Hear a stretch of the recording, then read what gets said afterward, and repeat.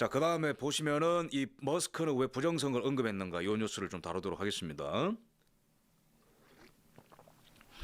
여러분, 일론 머스크에 대해서 우리나라 사람들의 이 관심은 굉장히 높습니다. 뭐 테슬라니, 그다음에 뭐 스페이스X니, 그다음에 뭐 주식하는 분들도 관심이 많고요.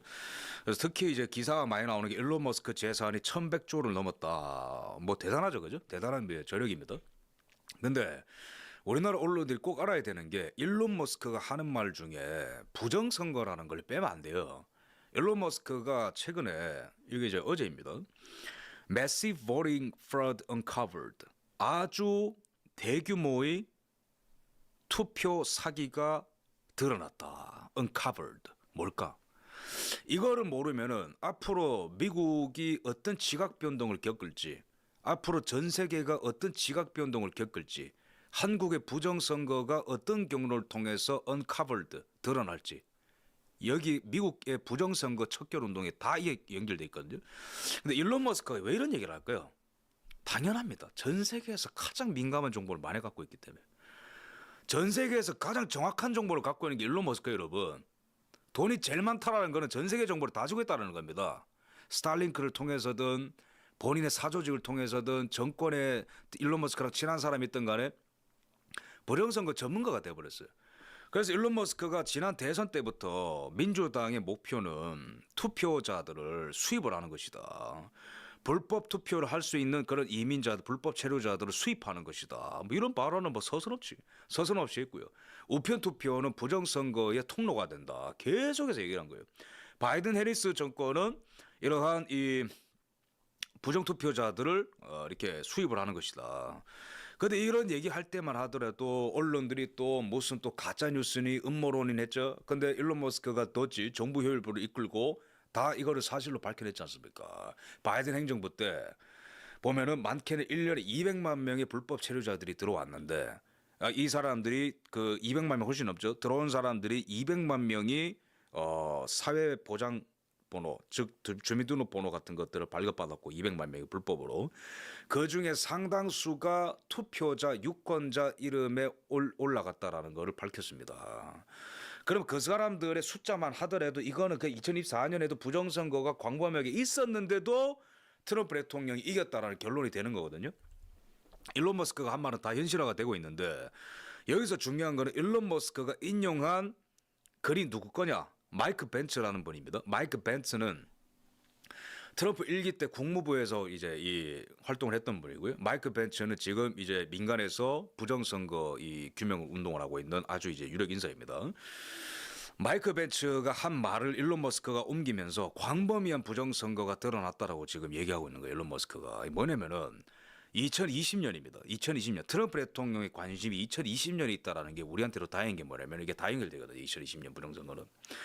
그래서 바이든이 2020년에 트럼프 대통령한테 불법으로 이길 때에 11,779표 차로 이겼는데 지금 이제 5년 지나서 조사를 해보니 조지아주의 선거관리위원회가 인정을 한 것은 31만 5천 표가 불법으로 개표가 되었다. 불법으로 집계가 되었다. 그럼 뭐예요 이거 도대체 이게? 바이든은 대통령이 아니라는 겁니다. 간단히 말하면 이게 지금. 그럼 이게 어떻게 된 일인지 제가 한번 자세히 좀 분석을 좀 해보겠습니다. 자 보시면은 조지아주가 왜 중요하냐? 조 바이든 지가 지다가 갑자기 개표가 중단됐잖아요. 그 조지아가. 그러고 트럼프 대통령한테 가까스로 11만 표 정도 차이로 이겼습니다. 불법을 이긴 거죠. 그죠? 당시 표를 보면은 조 바이든이 240만 몇 표, 247만 몇 표, 트럼프 대통령이 이제 이 11만 표 뒤지는 건데, 그래 보면은 그러면은 미국 선거는 간단합니다, 여러분. 부정선거 메커니즘을 돌리기 쉬워요. 그러니까 미국 선거가 복잡하기 때문에 안 될 거다라고 주장하는 거는 미국 선거를 아예 모르고 있는 거고요. 미국은 각 주의 핵심적인 카운티 한두 개만 장악하면 끝나버려요, 여러분. 애리조나는 메리코파 카운티에 사람들이 몰려 살고 있어요. 조지아 같은 경우는 풀튼 카운티에 사람들이 몰려 삽니다. 조지아주의 가장 큰 카운티가 어디죠? 풀튼 카운티입니다. 그러면 풀튼 카운티만 장악하면 조지아주의 선거인단을 다 따먹는다는 소리예요. 모든 카운티를 다 먹을 필요가 없다고. 모든 그 넓은 곳에 다 부정선거 할 필요가 없어요, 미국은. 그렇게 할 수 있는 역량이 있겠지만 저들은 그렇게 복잡하게 할 필요가 없다고 부정선거를 저지르는 인간들한테. 그리고 풀튼 카운티를 보면은 여기서 바이든이 38만 표, 트럼프 13만 7천 표. 야, 근데 뭐다? 풀튼 카운티에서 31만 5천 표가 불법으로 집계가 됐다 안 하나? 그건 뭐야? 풀튼 카운티 안에서만 이런 게 이제 적발됐으면 이미 게임이 끝났다라는 거죠. 어? 이게 어떤 맥락 안에서 나온 거냐면은 트럼프 행정부에서 법무부가 나 이제 2020년에 모든 부정선거 사례들 다 수사해야 되니까 각 주는 2020년 선거와 관련된 자료들 다 내놓으죠. 투표지 실물 투표지 내놔. 그때 썼었던 전자투 개표기 내놔. 근데 풀튼 카운티가 계속해서 버텼단 말이에요. 못 내놓겠는데? 그거는 법적으로 금지돼 있는데? 어느 나라의 선관위랑 굉장히 비슷하죠. 그죠? 어느 나라의 선관위랑.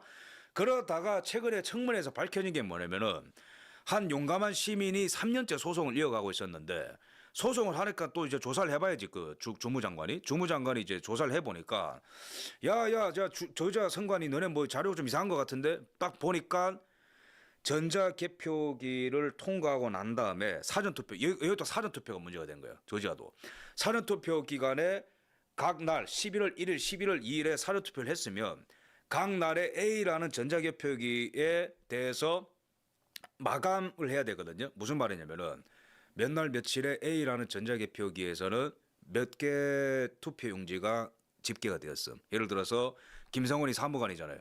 그러면 오늘 여기에서는 4,600개가 집계됐음. 숫자 줬고 그다음에 2명 참관인 더 불러가지고 3명이 사인해거든. 해야 돼요. 그래야 이 투표지가 이 개표기를 통과해서 마지막 수개표를 통과했다라는 거를 검증할 수 있는 거잖아요. 근데 만약에 사인이 없잖아요. 여기 마지막으로 지금 수개표를 하고 있는 투표 용지가 어디서 왔는지를 알 수가 없어요, 여러분. 그러면 근데 그게 31만 5천 개가 된다니까 그게 투표 용지가. 그럼 이게 어디서 왔노 이게 되는 거예요, 지금 이게. 그럼 이제 아다리가 다 맞는 거죠. 아, 해킹은 베네수엘라가 했을 수도 있다. 중국 공산당 또는 베네수엘라 안 했다. 아니면 둘이 같이 했겠지. 그러면은 가짜 투표지가 어디서 왔다. 이것도 FBI가 다 밝혀냈어. 중국에서 왔다. 그러면 내부에 누가 이런 걸 했냐? 이거 다 나왔네 이게. 사인을 일부러 안 한 거야 이게. 풀튼 카운티에서. 이게 지금 남편 정수리 상태. 그래서 이게 우리나라랑 이게 굉장히 비슷합니다 이게 여러분. 전산 조작 가능해요 불가능해요? 망분리가 안 돼 있으니까 가능하다라는 게 최근에 선관 입장 아닙니까? 국정원이 가능하다 다 밝혔잖아요. 그럼 누가 어떤 투표지를 들이붓는지를 그 우체국을 봐야 되는데 우체국은 아무도 몰라. 그럼 거기를 까보자라는 게 그 수순 아닙니까? 증거 어디 있냐고. 증거는 다 나왔다. 마지막 퍼즐 조각을 찾기 위해서 수사가 필요한다는 게 지금 한국도 부정선거가 지금. 미국은 다행히도 그걸 하니까 이게 지금 나온 겁니다 이게 지금. 근데 이게 왜 중요하냐면은 트럼프 대통령 2020년에 이상하다. 야, 내가 이기고 있었는데 왜 갑자기 졌어 내가.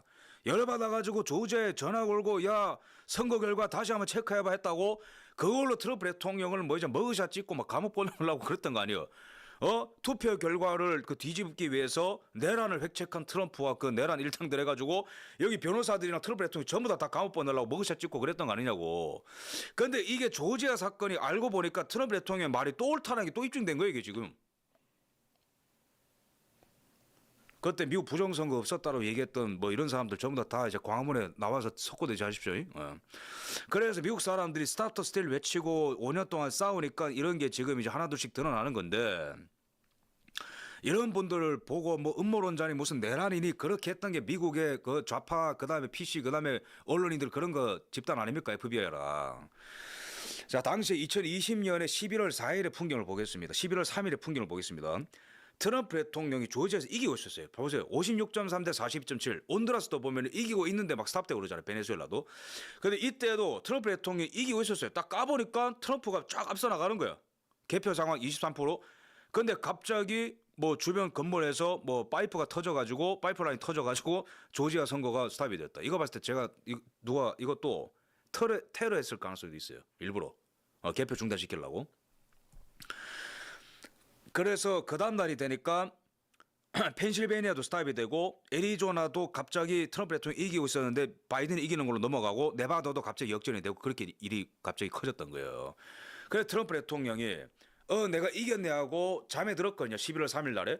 근데 그 다음 날 아침에 까보니까 갑자기 바이든이 이기는 걸로 다 나오는 거라. 근데 다른 주도 다 이렇게 했을 가능성이 커요. 조지아처럼. 그래서 조지아주도 이거 어떻게 되는 거야? 발을 동동 구르다가 트럼프 대통령이 전화 걸고 뭐 당시에 주무장관이랑 그다음에 주지사한테 전화 걸고 했고 그걸 이제 뭐 내란으로 몰아가고 막 그랬던 거예요 좌파들이. 당시에 언론사도 나가가지고 이게 개표 상황이 왜 이렇게 늦어지나 이렇게 보도를 했었고 그러다가 바이든이 점점 이제 격차를 따라잡는 거라. 예. 보면은 42.7%에서 갑자기 바이든이 올라와가지고 48.3%가 되고 조지아주에서 이기게 됐는데 이게 알고 보니까 풀튼 카운티 안에서 부정행위가 있었다는 거 아닙니까 이게 지금. 풀튼 카운티가 인구가 제일 많은데 거기서 31만 5천 표가 불법으로 집계가 되면 이거 뭘 하자는 거예요 도대체. 그 10만 표 차이로 바이든이 이겼다. 야 이거 어떻게 된 거냐면은 이 추세로 보니까 풀튼 카운티에서 한 30만 표만 얹으면 바이든이 이기겠다라는 그 설정값이 나온 거예요. 중간에 수정이 된 겁니다. 원래는 세팅을 했는데 트럼프 표가 너무 많으니까 중단을 시킨 거예요. 부정선거한 애들이. 그 다음에 30만 표 정도 부어버리면 이긴다라고 작정을 한 것 같아요. 그래서 스탑이 되고 30만 표 정도가 더해진 게 아닐까 저는 그런 생각을 합니다. 일도 아니지 이거 가짜 운전면허증이 얼마 많은데 미국에. 야